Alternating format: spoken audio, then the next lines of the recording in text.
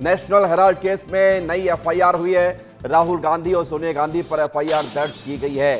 3 अन्य लोग भी इसमें शामिल हैं। सैम पित्रोदा भी शामिल है, जिनके खिलाफ केस दर्ज किया गया है। 3 कंपनियों के नाम भी दर्ज किए गए हैं। आपराधिक साजिश और मनी लॉन्ड्रिंग के आरोप भी एफआईआर में लगाए गए हैं। नेशनल हेराल्ड इस केस में लगातार जो है कार्रवाई हो ही रही है, लेकिन अब एक नई फ्रेश एफआईआर दर्ज की गई है। खबर ये मिली है कि 3 अक्टूबर को एफआईआर दर्ज हुई थी, जिसकी जानकारी अब सामने आई है। प्रत्यूष हमारे साथ जुड़ रहे हैं। प्रत्यूष, नई एफआईआर क्या मुश्किलें बढ़ा सकती है गांधी परिवार की?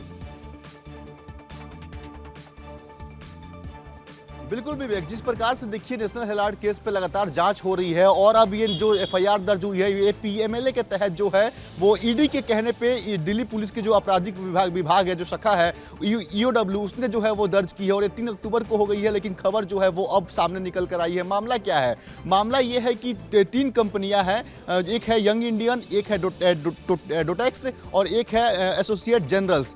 क्या हुआ है कि डोटेक्स कलकत्ता की कथित सेल कंपनी बताई जाती है, वो देती है 1 करोड़ रुपए यंग इंडियन को और यंग इंडियन क्या करता है कि 50 लाख रुपए कांग्रेस को देकर एसोसिएट जनरल्स पे अपना नियंत्रण पा लेता है। और इसी मामले के तहत जो है ईडी के कहने पे एफआईआर दर्ज की गई है कि किसी कंपनी पे नियंत्रण ऐसे कैसे पा सकते हैं मात्र 50 लाख रुपए देकर। और इसके तहत जो साजिश रचने का जो आरोप है वो 6 लोगों पे है, जिसमें राहुल गांधी, सोनिया गांधी, सैम पित्रोदा के अलावा 3 अन्य लोग हैं, इन पे भी आरोप है। और इन पे अब जो जांच है, एफआईआर दर्ज होने के बाद जो जांच है वो आगे की जांच की जाएगी। लेकिन 3 कंपनियां जो हैं इस पे भी जो जांच है वो शुरू हो चुकी है। इन तीनों जो कंपनी है, यंग इंडियन और एसोसिएट जनरल्स, तो कांग्रेस से जुड़ी हुई कंपनी है। और साथ ही में जो डोटेक्स कंपनी जो नया पे सामने निकल कर आई है, ये कोलकाता की जो कथित सेल कंपनी बताई जा रही है। अभी 3 कंपनी और इन 6 लोगों पे जो है वो जांच हो गई, एफआईआर दर्ज हो गई है। पीएमएलए के जो धारा है, शुक्रिया आपका प्रत्यूष हमारे साथ जुड़ने के लिए, जानकारी के लिए। तो एक नई एफआईआर गांधी परिवार के खिलाफ सामने आ रही है।